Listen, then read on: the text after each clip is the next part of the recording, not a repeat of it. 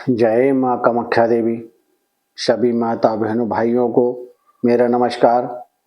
माँ जगदम्बा की कृपा सदा आप लोगों के पर बनी रहे, यही कामना करते हुए मैं आज फिर आप लोगों को एक सच से अवगत कराने जा रहा हूँ। यह ध्यान पूर्वक सुने और उसको फॉलो करें। हमारी माता बहनें भाइयों सभी कोई अपने अपने घरों में कुल देवी देवताओं की, सभी देवी देवताओं की आराधना करते हैं। कोई हनुमान जी की करता है, कोई शंकर जी की करता है, कोई माता जी की करता है, कोई गणेश जी की करता है। सभी अपने अपने तरीके से सभी अपने आराध्य देवों की पूजा करते हैं। पूजन करते समय अपने घरों में जो दीपक लगाते हैं आप लोग, दीपक लगाने के बाद में उस दीपक में बाती के ऊपर फूल बनता है तो लोग क्या कहते हैं कि हमारी देवी प्रसन्न है, हमारे देवता प्रसन्न है।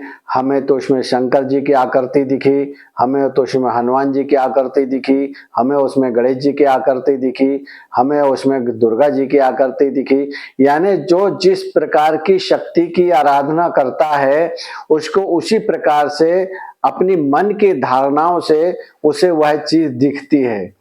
तो दिखती तो है, परंतु आप जो भी पूजन विधान पाठ कर रहे हैं सारा दिमाग आपका उस ज्योत के ऊपर चला जाता है।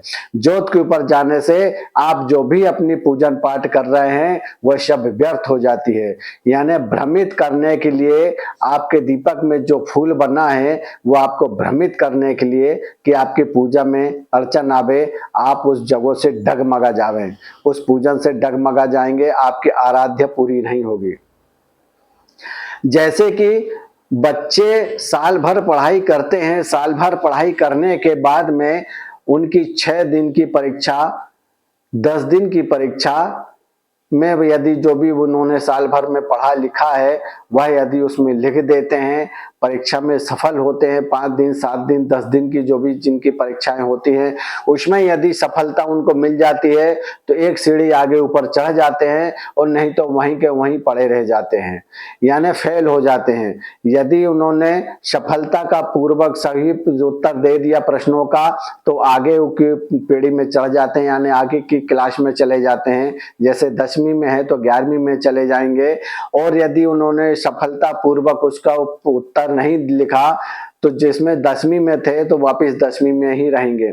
इसी प्रकार से आप जो भी शक्ति की देवी देवताओं की आराधना करते हैं उस आराधना में दखल आती है, परेशानी आती है।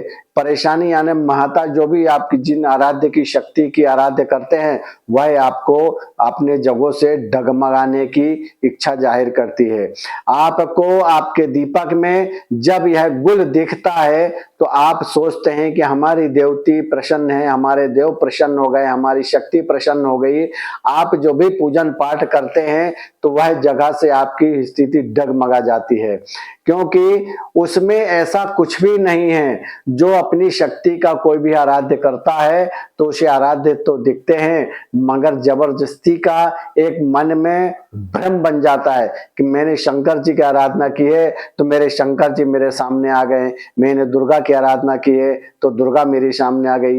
इस भ्रम में ना रहें, क्योंकि आती है मगर आपको अपनी स्थिति से डगमगाने के लिए आती है कि हमारी इन्हें भक्ति पूरी तरह से परिपूर्ण कर ली है, अब इसको जगहों से हटाना चाहिए, नहीं तो ये हम पूरी तरह से प्राप्त कर लेगा।